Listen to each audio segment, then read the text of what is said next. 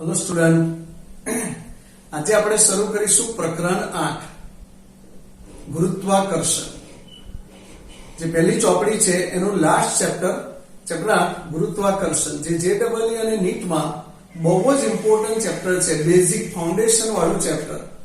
એવું પણ કહી શકાય કે ન્યૂટન માટે આ સૌથી મુખ્ય ચેપ્ટર છે, મેજર ચેપ્ટર છે।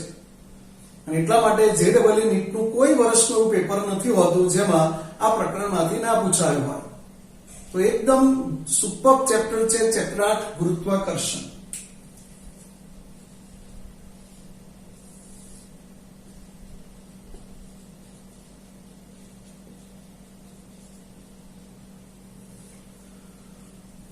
ગુરુત્વાકર્ષણ જો આ પેનને છોડ દઈએ તો નીચે જાય છે, તો એ ગુરુત્વાકર્ષણને લીધે એવું થાય પૃથ્વીનું આકર્ષણ એટલું છે, જેની પાસે દળ હોય એ બધા પાસે આકર્ષણ બળ રહેલું છે, જેને કહેવાય ગુરુત્વાકર્ષણ બળ।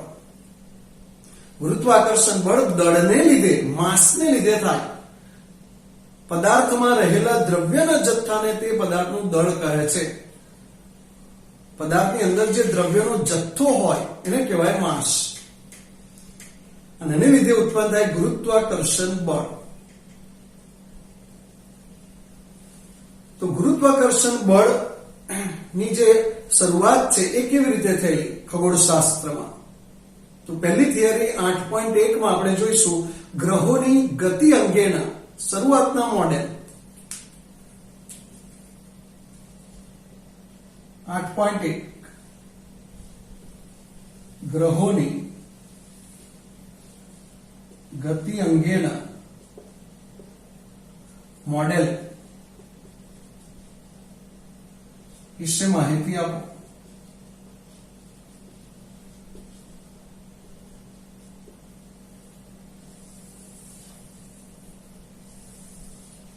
टॉपिक 8.1 એમાં પહેલી થિયરી એક જ થિયરી છે, જો કે આમાં એક જ થિયરી છે પ્રસ્તાવનામાં ગ્રહોની ગતિ અંગેના મોડેલ વિશે માહિતી આપવાની આપણે। તો કોને શરૂઆત કરેલી અને શરૂઆત કોને કરેલી? અને શરૂઆત કરેલી 2000 વર્ષ પહેલા ટોલેમી। 2000 વર્ષ પહેલા ટોલેમી નામના ખગોળશાસ્ત્રીની શરૂઆત કરેલી। શું કીધેલું? એને આપેલો પૃથ્વી કેન્દ્રીયવાદ।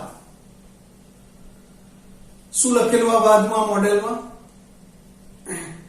એને લખેલું કે ભાઈ વિશ્વના કેન્દ્રમાં પૃથ્વી છે, ગ્રહો, તારાઓ, સૂર્ય સહિતના આકાશી પદાર્થો, અવકાશી જે પદાર્થો છે એ પૃથ્વીની આસપાસ ભ્રમણ કરે છે। અને જે ખ્રિશ્ચન ધર્મ છે એમાં જે એમનું ધાર્મિક સ્થળ છે ચર્ચ, તો બધા ચર્ચ દ્વારા, જે મુખ્ય ચર્ચ છે એના દ્વારા પણ એને સમર્થન મળેલું કે આ બિલકુલ સાચું છે એવું। તો ટોલેમી નો પૃથ્વી કેન્દ્રીયવાદ,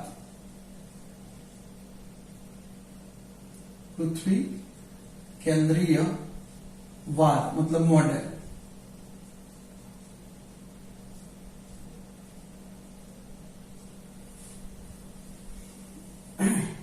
ટોલેમી નો પૃથ્વી કેન્દ્રીયવાદ,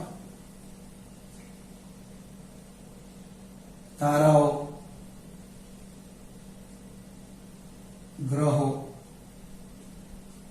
સૂર્ય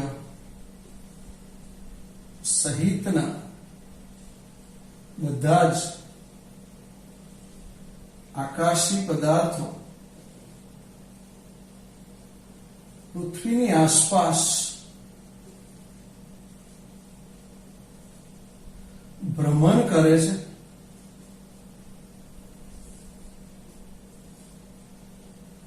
વાત છે જે 2000 વર્ષ પહેલા એને લખેલો, અને ઘણા આજે પણ આ વાત સાચી છે એવું માને છે। જે લોકો અભણ છે એ આજે પણ એવું માને છે કે સૂર્ય ઉગ્યો, એ ચાલ્યો ગયો, પૃથ્વી સ્થિર છે અને સૂર્ય ફરે છે ગોળ ગોળ, એવું જ માને છે। હજુ બી અભણો એવું જ માને છે। તો કેટલું બધું આ લોકોમાં દ્રઢ કર્યું હશે વિચારો। એના પછી આવ્યો આપણો ભારતનો આર્યભટ્ટ, જેને આપ્યો સૂર્ય કેન્દ્રીયવાદ, આર્યભટ્ટે। જે ઇન્ડિયન છે, શું લખે છે આર્યભટ્ટ? તો આર્યભટ્ટ કહે છે કે વિશ્વના કેન્દ્રમાં પૃથ્વી નથી, સૂર્ય છે. વિશ્વના કેન્દ્રમાં પૃથ્વી નથી પણ સૂર્ય છે, એટલે સૂર્ય કેન્દ્રીયવાદ, સૂર્ય કેન્દ્રમાં છે. અને ગ્રહો, જેટલા પણ ગ્રહો છે એની આસપાસ ભ્રમણ કરે છે. આવું કોણે કીધેલું? આર્યભટ્ટે. અને આર્યભટ્ટે આ લખ્યા પછી 1000 વર્ષ પછી પોલેન્ડમાં નિકોલસ કોપરનિકસે સૂર્ય કેન્દ્રીયવાદ આપ્યો. પણ એને પણ જે ચર્ચ હતા એને સખત વિરોધ કર્યો અને એને માનવામાં, સ્વીકારવામાં ના આવ્યું. પણ એ વખતનો જે સૌથી મહાન વિજ્ઞાની હતો ગેલેલિયો, એને સમર્થન આપેલું. તો હવે જોઈએ આર્યભટ્ટ નો સૂર્ય કેન્દ્રીયવાદ. સૂર્ય કેન્દ્રી મોડેલ. આર્યભટ્ટનું સૂર્ય કેન્દ્રી મોડેલ એ જોઈશું.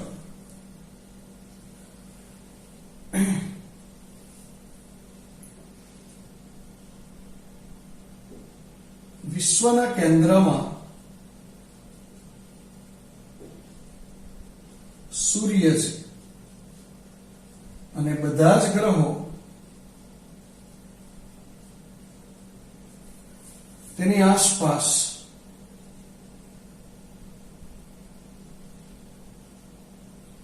ભ્રમણ કરે છે.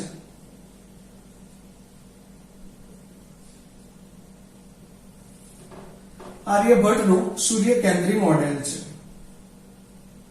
પછી આવ્યો 1000 વર્ષ પછી નિકોલસ કોપરનિકસ.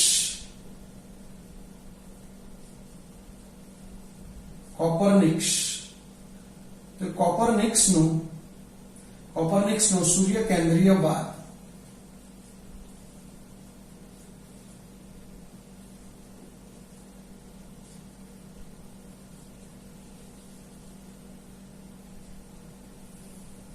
તો એને આમાં શું ઉમેર્યું?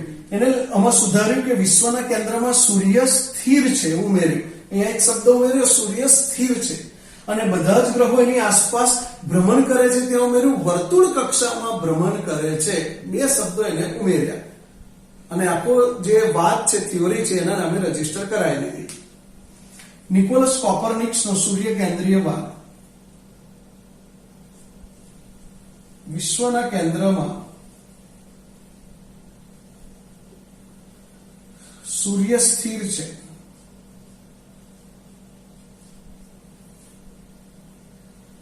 અથવા જેના કેન્દ્રમાં સૂર્ય સ્થિર છે તેવા વર્તુળાકાર માર્ગો પર, મતલબ કક્ષાઓ, બધા જ ગ્રહો ભ્રમણ કરે છે.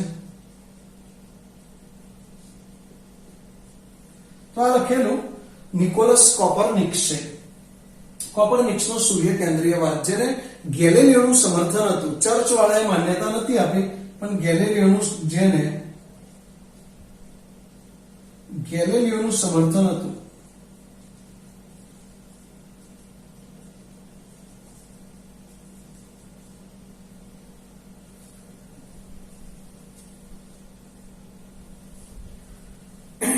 એના પછી આવ્યો ટાઇકો બ્રાહી. ટાઇકો બ્રાહીએ નરી આંખે અવલોકન કર્યું. એ વખતે ટેલિસ્કોપ શોધાઈ ગયેલું, તો ટેલિસ્કોપ થી નરી આંખે અવલોકન કર્યું અને બધા અવલોકનોની નોંધ બનાવી. પણ એ નોંધમાંથી કોઈ નિષ્કર્ષ કાઢે, કોઈ પરિણામ તારવે એ પહેલા જે રામ નામ, તો એ પહેલા જે ગયો ટાઇકો બ્રાહી અને એની એ નોંધપોથી જે એને બધા રીડિંગ્સ નોંધેલા એ મળ્યું. એના પછીના એના અનુયાયીને, ફોલોવરને, જુનિયરને, જેનું નામ છે જ્હોન કેપ્લર. તો જ્હોન કેપ્લર અને પછી આવશે ટાઇકો બ્રાહી. ટાઇકો બ્રાહીએ સૌ પ્રથમવાર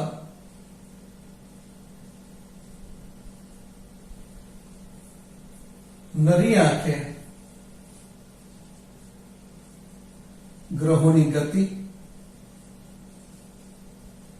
નું અવલોકન કર્યું અને તેને નોંધ્યા. તો ટાઇકો બ્રાહીએ સૌ પ્રથમવાર નરી આંખે ગ્રહોની ગતિનું અવલોકન કર્યું અને તેની નોંધ લીધી. મતલબ એ જે રીડિંગ્સ છે એને નોંધ્યા, તેની નોંધ લીધી. અને નોંધમાંથી કશું તારવે કોઈ પરિણામ સુધી પહોંચે પહેલા જ તો જ્હોન કેપ્લર ને પછી આગળ એટલે કેપ્લર આવ્યો.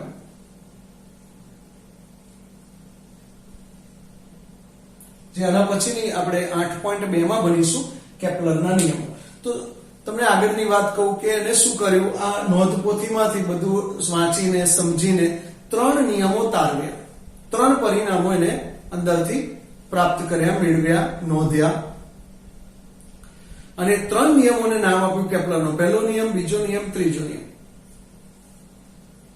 3 નિયમો જે આપણે એના પછીના ટોપિકમાં 8.2 માં ભણીશું. તો કેપ્લર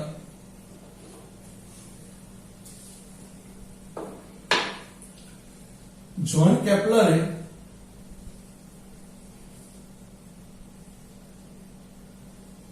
આ નોંધ પોથીમાંથી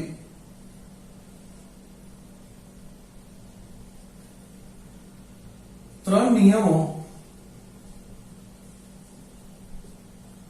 ગ્રહોની ગતિ માટેના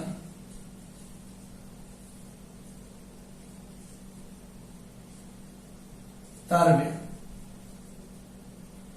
3 નિયમો તારવ્યા, ગ્રહોની ગતિ માટેના 3 નિયમો તારવ્યા જ્હોન કેપ્લરે. જેના પછીનો ટોપિક છે આપણો 8.2.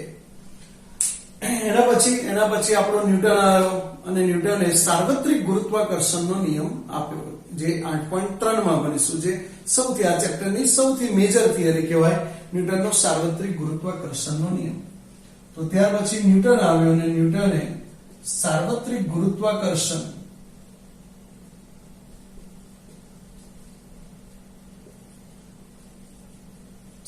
ગુરુત્વાકર્ષણનો નિયમ તારવ્યો. તો ગ્રહોની ગતિ અંગેના મોડેલ વિશે માહિતી આપવાની, એટલે બધી માહિતી એમાં પૃથ્વી કેન્દ્રીયવાદ, સૂર્ય કેન્દ્રીયવાદ એ 2 વાર છે. આપણા આર્યભટ્ટે ખાલી મોડેલ આપેલું, કોપરનિકસે આખો પાથ થિયોરી તૈયાર કરી. એમાં જે ભૂલ હતી એ સુધારીને ટાઇકો બ્રાહીએ અવલોકન કર્યા અને એના પરથી જ્હોન કેપ્લરને સફળતા મળી. એટલે મહેનત કોઈ કરીને ફળ કોઈ બીજું લઈ ગયું એવું છે. આ મહેનત કોઈ બીજું કરે, ક્રિકેટર મહેનત કરે, બધા 40-50 રન મારે, કોઈ સેન્ચુરી ના મારે અને મેચ જીતી જાય તો બધું શ્રેય કેપ્ટન લઈ જાય એવું છે. આ કે વર્લ્ડ કપ કોને જીતાડ્યો તો કે ભાઈ એ વખતના જે કેપ્ટન હોય એનું નામ થાય, જ્યારે કે આખા ટીમ વર્ક કહેવાય, બધા ટીમે. તો એવું આમાં ટાઇકો બ્રાહીએ બધી મહેનત કરી અને કેપ્લરને બધું ફાયદો થઈ ગયો. પણ ન્યૂટન એ પહેલેથી આ બધા નિયમો જાણતો હતો, એટલે એને તો એનાથી ઉપર જઈને સાર્વત્રિક ગુરુત્વાકર્ષણનો નિયમ, જેને આપણે ગુરુત્વાકર્ષણ બળ કહીએ છીએ, એ જ શોધીને બતાવી દીધું. તો અહીંયા 8.1 આજે આપણે પૂરું કર્યું.